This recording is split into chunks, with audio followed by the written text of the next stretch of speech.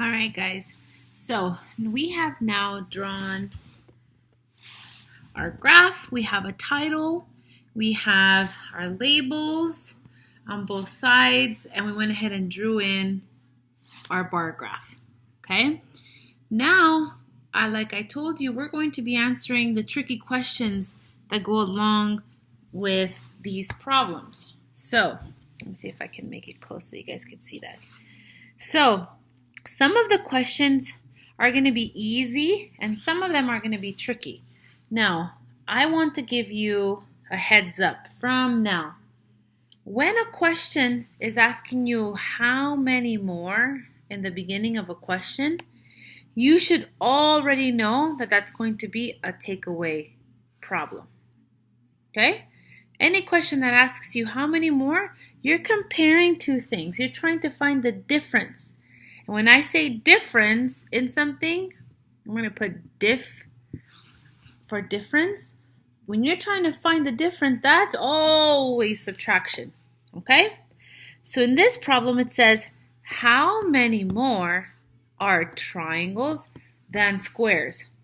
So guess what you're going to be subtracting? You're going to be subtracting those triangles from the squares. So big number always goes first in a subtraction problem. Easy peasy.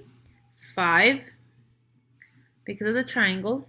And I know that I'm doing a takeaway subtraction problem because it says how many more. And I'm trying to find the difference from a triangle and squares. 5 take away 4. We all know that it's 1. So that means that there's one more triangle than square. My answer is 1. Next. And I think that was pretty easy. It's just the words are a little confusing, but once you get the hang of it, very easy. All right, let's do the next one. Let's read it. How many more are hearts than squares? Oh, look, how many more? We already know it's going to be a subtraction problem. We're trying to find the difference between a heart and a square. So I have my heart. I see that we have 8 in the heart. I know that it's a subtraction problem. And we're subtracting the squares, which is 4. 8 take away 4. The big number always goes first. 8 take away 4. 4. 4. Okay? Easy peasy. All right, let's do our last problem. Let me go ahead and grab my next marker. And it says, how many more, again, how many more, subtraction problem, are squares and triangles than hearts? That's a little different. We have all 3 of the shapes there. Are we subtracting all 3 of the shapes? Well, let me read it again.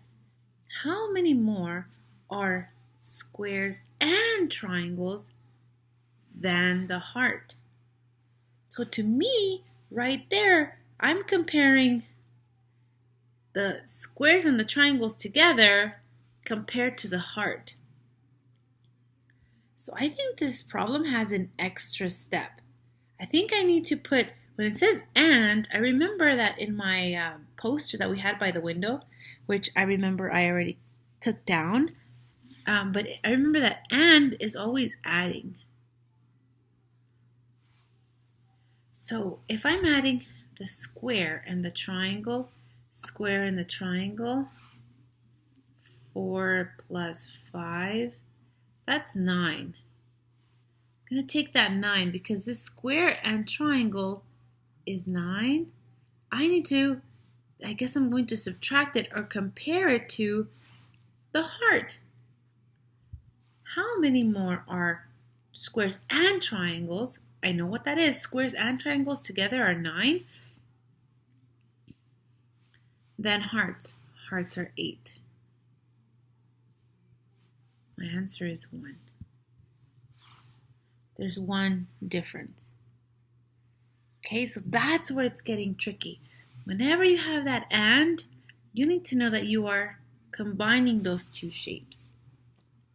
Okay? They might ask you, what's the difference, or how many more are hearts and triangles? And you're going to have to compare these two. The heart and the triangle, you're going to have to put them together compared to the square. Okay? If I ask you which one has the fewest shapes or the fewest amount, it would be the square has the fewest, the smallest number. Which one has the most? The heart. Okay?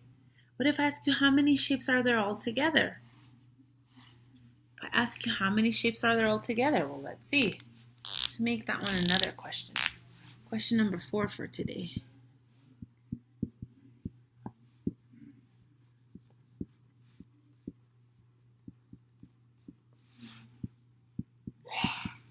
How many shapes all together? Well, guess what do you think you have to do here? When I say all together, that's another keyword for you guys. All together, that should automatically tell you you're adding.